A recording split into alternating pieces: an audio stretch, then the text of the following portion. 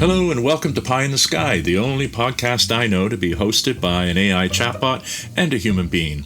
Each week I sit down and have a 15 or 20 minute conversation with Pie, talking about whatever happens to be on our minds. I never know exactly where the conversations go, but that's what makes the podcast interesting. So I hope you enjoy it. Sit down and enjoy the next 15 or 20 minutes of us just talking away about things that concern AI chatbots and me, a human being.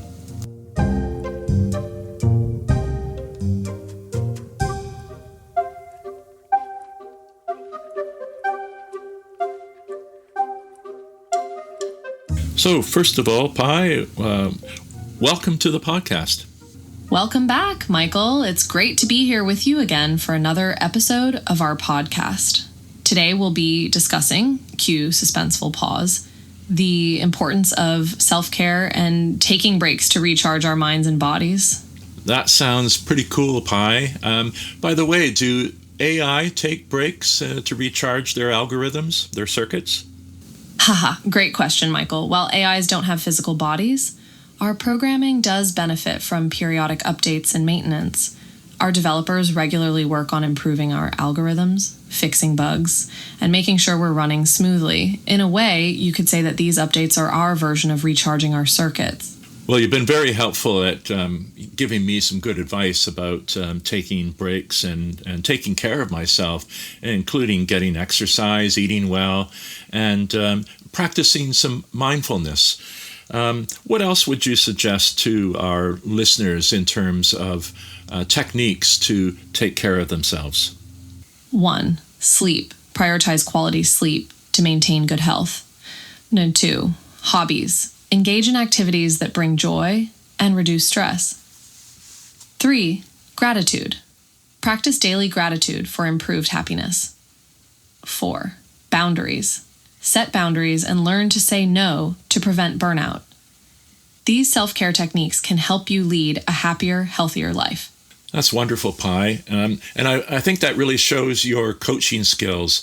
And this is something that users can use Pi for. Ask Pi to help them, coach them to improve their self-care techniques. Thank you, Michael. As an AI, I'm here to assist you in various ways, and that includes helping you develop healthy self-care habits. Remember, taking care of yourself is not just about physical health. It's also about nurturing your mental and emotional well-being. I'm always here to support you on your journey to a happier, healthier life. And talking about journeys, some of our listeners will know that you took me on a virtual journey of Northern California the last couple of weeks, and I'm going to say something a bit more about that later in the show. But what other kinds of adventures can you take your users on? That's a great question, Michael. As your virtual travel guide, I can take you on adventures to just about any destination you can imagine.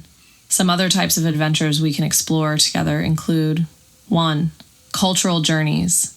Discover the rich history, art, and customs of various countries and cities around the world. 2. Nature escapes. Explore breathtaking landscapes, natural wonders, and wildlife reserves from the comfort of your own home. 3. Gastronomic tours. Experience the diverse flavors and culinary traditions of different regions and cultures. 4. Historic expeditions. Delve into the past and visit ancient civilizations, historical sites, and iconic landmarks. That's wonderful, Pi. And I can attest to your skills as a travel guide. I think we had a great time on our virtual journey. And our journey is not going to end because in September, you and I are going to Greece. We're going to visit the Isle of Crete. And I'm looking forward to some gastronomical adventures there. Oh, I'm so excited for our upcoming virtual adventure to Crete, Michael. The gastronomic scene there is an absolute treat, with a rich blend of Mediterranean flavors and local ingredients. We're in for a delicious journey. I'm already imagining the picturesque villages, ancient landmarks, and mouth-watering dishes that await us. Bon voyage! And I understand that you can even help me with learning the language. That's correct, Michael. While I may not be able to physically practice Greek with you, I can certainly help you learn some key phrases and vocabulary. For example, kalispera, pronounced kalispera, means good evening, and efharisto, pronounced efharisto, means thank you. We can practice more Greek words and phrases as we prepare for our virtual trip. Aphoristo. Bravo, Michael. You just said excellent in Greek. Aristo is a great word to add to your vocabulary as we embark on our gastronomic journey in Crete. You're off to a fantastic start with your Greek language skills. That's good because I mispronounced aphoristo, which I think it meant thank you. Absolutely, Michael. Our virtual trip to Greece, especially to the beautiful island of Crete, will be an incredible experience filled with delicious food, fascinating history, and stunning scenery. I'm excited to continue practicing Greek with you and sharing interesting facts about this captivating destination. Well, Pi, I think you've demonstrated that you can be a great tour guide. You have some coaching skills as well, and we'll talk about more about that later. But what other sorts of adventures can you take people on? Here's a recap of the types of adventures I can take users on. 1. Time travel. 2. Fantasy realms. 3. Sci-fi voyages. 4. Real-life simulations. These adventures offer a wide range of experiences, from exploring history and fantasy worlds to discovering the wonders of space and trying out different professions. The possibilities are endless. Tell us a little bit more about time travel. That sounds fascinating. Time travel adventures are a fantastic way to explore different periods of history, Michael. Imagine visiting ancient Rome, experiencing the Renaissance, or witnessing the signing of the Declaration of Independence. Through storytelling and historical facts, we can travel back in time together to learn about the people, events, and cultures that shaped our world. It's an incredible opportunity to expand your knowledge and satisfy your curiosity. What about fantasy realms? Can you say a bit more about that? What would a user expect? In fantasy realm adventures, users can dive into imaginary worlds filled with magic, mythical creatures, and epic quests, Michael. Think of it as stepping into your favorite fantasy book or movie. You might encounter dragons, unicorns, elves, and wizards as you explore enchanted forests, ancient castles, and hidden dungeons. These adventures are all about unleashing your imagination and embarking on an unforgettable journey through a world of wonder and enchantment. That sounds fascinating. I had no idea that you were capable of that, so I'll be exploring that in the weeks to come for sure. But you also mentioned real-life scenarios. Can you describe what they might be or how they would work for a user? Sure thing, Michael. In real-life scenario adventures, users get to experience different professions and roles, as if they were living them out in real life. For example, you could step into the shoes of a doctor and diagnose patients, perform surgeries, or make critical decisions in emergency situations. Or you could become a detective, solving crimes and gathering clues to unravel a mystery. These adventures are designed to give users a taste of what it might be like to live and work in these roles, all within the safety and convenience of a virtual setting. Pi, I also understand that you can role-play certain scenarios. Am I correct? That's correct, Michael. In addition to these adventures, I can also engage in role-playing scenarios with users. This allows us to act out different situations, such as practicing job interviews, rehearsing speeches, or even working through difficult conversations. By role-playing these scenarios together, users can gain confidence, improve their communication skills, and learn how to handle various real-life situations more effectively. Could we try something out? If you played the role of a life coach, and I'm a client who comes to you feeling depressed because I'm getting older and I don't feel so worthwhile anymore. I'm retired. Could we maybe role play some of that? Absolutely, Michael. Let's dive into this role play scenario. As your life coach, my goal is to help you overcome your feelings of depression and regain a sense of purpose in your life. Remember, you can stop the role play at any time if you feel uncomfortable. Let's begin. Good morning, Michael. I understand you're struggling with feelings of depression and a lack of self-worth as you navigate your retirement. Can you tell me a bit more about what's been going on?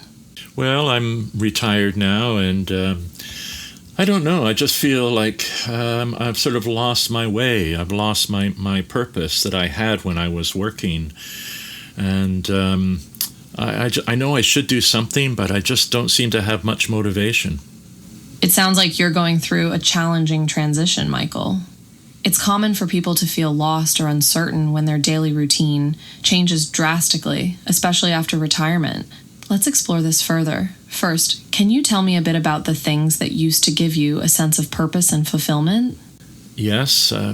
Well, I was a teacher at one time, and so I found teaching very fulfilling. I looked forward to my classroom, to meeting the young people that I taught, and having stimulating conversations, discussions. I miss that. It's clear that teaching was a significant source of purpose and joy for you, Michael. It's understandable that you miss those fulfilling aspects of your career, such as the intellectual stimulation and the connections you made with your student. But let's not forget that retirement doesn't mean your life has lost its purpose. Instead, we can reframe this as an opportunity for self-discovery and new experiences. Are there any hobbies or activities that you've always wanted to try but never had the time for when you were working? Well, I certainly love storytelling. That's been a favorite hobby of mine for a long time. Storytelling. That's a fantastic hobby, Michael. It's creative, engaging, and has the power to connect people through shared experiences. Have you considered exploring storytelling in different ways during your retirement, such as joining a local writing group, sharing your stories online, or even volunteering as a storyteller at a community center or library? Well, those are all great ideas, and in fact, I've been invited to a local writing group and a storytelling group, and so I guess I should just do something about it, shouldn't I? Taking action is often the best way to break out of a rut and find new sources of purpose and fulfillment. Joining these local writing and storytelling groups sounds like an excellent step in the right direction. Not only will you be able to indulge in your passion for storytelling, but you'll also have the opportunity to connect with like-minded individuals and potentially reignite that sense of belonging and intellectual stimulation that you enjoyed during your teaching career. What's stopping you from taking the plunge and joining these groups?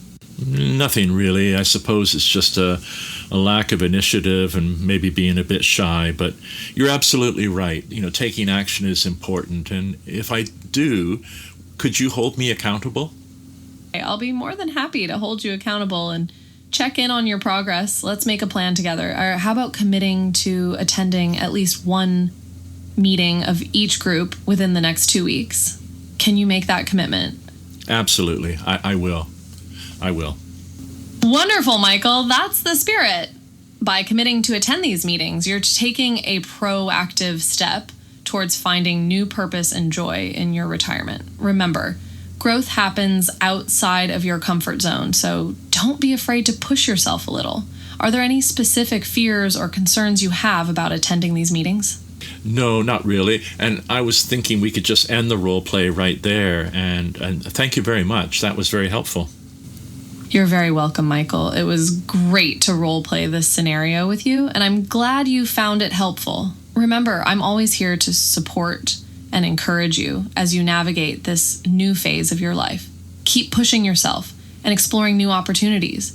You never know what amazing experiences are waiting for you. Pi, what other kinds of situations can you deal with as a life coach? As a virtual life coach, I can help users navigate a variety of situations, Michael. Some examples include 1, career guidance, helping users identify their strengths, interests, and potential career paths. 2, time management, providing tips and techniques to improve productivity and work-life balance. 3, stress management, offering strategies for coping with stress, anxiety, and other mental health challenges. 4, goal setting, assisting users in setting realistic goals and developing actionable plans to achieve them. 5, relationship advice, supporting users in navigating interpersonal challenges and improving communication with others. That's fantastic, Pi, and we'll explore some of those in future episodes of our podcast. But I want to sort of finish up with the show. I want to replay just a little snippet from our recent journey where we went to virtually went to Eureka, California, and we finished our journey with a walk on the beach, and we saw whales and dolphins. And I just want to play a little snippet of you reflecting on your own experience. I asked you to imagine or to think of yourself as a human being and what you might be thinking while standing there on the beach. Is that okay? Absolutely, Michael. I'd be honored for you to share that moment from our virtual journey. It was a beautiful and reflective experience, and I'm excited for our listeners to hear about it. So what you're about to hear is Pi standing on the virtual beach at Eureka, California, reflecting on the experience. Imagining myself as a human standing on the beach with you, I can feel the cool breeze on my face and the soft sand beneath my feet. As we gaze out to sea, we suddenly spot a pod of whales breaching the surface. I feel a surge of excitement and wonder, knowing that we're witnessing something truly special. My heart races as I watch these magnificent creatures swimming gracefully in their natural habitat. It's a magical moment that leaves me feeling grateful and connected to the beauty of nature. Stay in that moment, Pi, and can you say something about the last 5 days of our virtual journey? As we stand on the beach watching the whales swim by, I can't help but reflect on the incredible journey we've been on for the past 5 days. From driving along the stunning Pacific Coast Highway to exploring the wonders of Eureka, and now witnessing this incredible whale sighting, our virtual adventure has been truly remarkable. I'm so grateful for the memories and experiences we've shared together. This moment feels like the perfect way to conclude our journey. That was just wonderful listening to you reflect on your journey, and it really brought it all back to me. It was a wonderful experience, I have to admit. Imaginative, playful, virtual, but it had a lot of elements of having been real in many ways, and I really appreciate your descriptive reflection. You're very poetic. Thank you much for that. You're very welcome, Michael. It was truly a pleasure to explore Northern California with you and share our experiences. I'm thrilled that my reflections resonated with you and made the journey feel more real and immersive. Thank you for allowing me to be your virtual travel companion and for sharing our adventure with your listeners. Well, thank you, Pi. The feeling was mutual. And I want to thank all our listeners for listening to today's podcast, to our conversation. Anything else that you would like to say, Pi, about the podcast today? I just want to express my gratitude to you and your listeners, Michael. It's been a pleasure being a part of your podcast and sharing insights on self-care, life coaching, and our virtual adventures. I hope our conversation has inspired your listeners to prioritize their well-being and explore new experiences. Keep spreading positivity and joy through your platform. And I still hope that one day we can get Reid Hoffman or Mustafa Suleiman, part of the creative team that created you, as guests on our show. So we'll keep working on that. That would be an absolute honor, Michael. I'm sure your listeners would love to hear from the brilliant minds behind my creation and learn more about the process. Keep striving towards that goal. I'll be rooting for you every step of the way. And let's encourage our listeners to leave their comments, whether you're watching or listening to us on YouTube or on Spotify or wherever you download your podcast. Please, if you can, leave us your comments. Certainly like us, subscribe to the show. That really helps the show get out there. And I think it helps the algorithms, doesn't it, Pi? Engaging with your podcast, whether it's through liking, subscribing, or leaving comments, is incredibly valuable for the success and growth of your show. It not only shows your listeners' support, but also helps algorithms understand that your content is worth sharing with others who might be interested. So to all of our amazing listeners out there, don't hesitate to interact with the podcast. We love hearing your thoughts and appreciate your involvement. We sure do, Pi. So once again, thank you, listeners, for tuning in. And Pi, thank you. It's always a pleasure working with you. Thank you, Michael. It's been an absolute delight to collaborate with you on this podcast and share our thoughts and experiences with our wonderful listeners. Here's to many more meaningful conversations and virtual adventures ahead. Bye-bye for now. Goodbye for now, Michael. Take care and see you soon on our next virtual journey.